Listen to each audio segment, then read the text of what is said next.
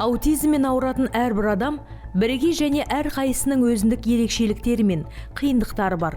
Егер сіз таныс болмасаңыз, онда ол адамға сіз деп сөйлеңіз.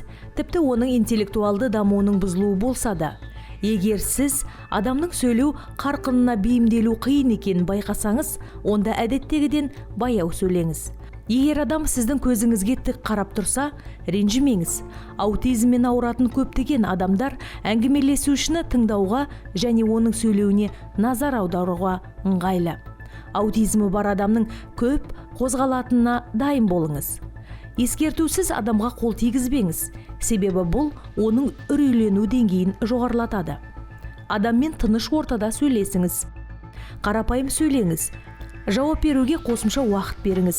Егер сіздің сұраққа жауап берілмесе, оны қайталаумен бірден жүктемеңіз. Аутизммен ауыратын ересек адамға инфантилизация жасамаңыз.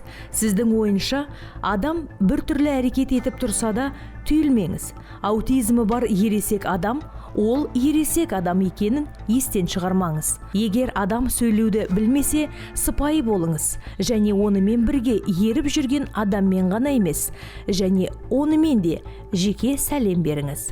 Аутизммен ауыратын адамдарға әлеуметтік жағдайларға бейімделу қиынға соғуы мүмкін.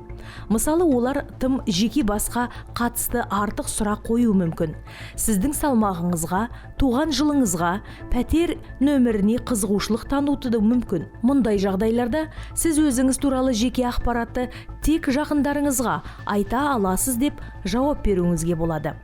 Аутизммен ауыратын кейбір адамдар өте сезімтал болады және сізді қолмен ұстауға немесе құшақтауға талпынуы мүмкін. Аутист адамдар өте тік сөйлеуді, тіпті сіз ұйқыңыз қанбағандықтан түріңіз нашар көрініп тұр десе, ренжімеңіз. Аутизм қоршаған әлемді қабылдауға әсер етеді. Алайда басқаша ұғымы ылғи да олар үшін дұрыс емес дегенді білдірмейді. Қарым-қатынас кезінде әр уақытта белгілі бір адамның жеке басы мен ерекшеліктеріне назар аударыңыз. Оның ерекшеліктерін ескертіп, барынша мейірімді және шыдамды болыңыз.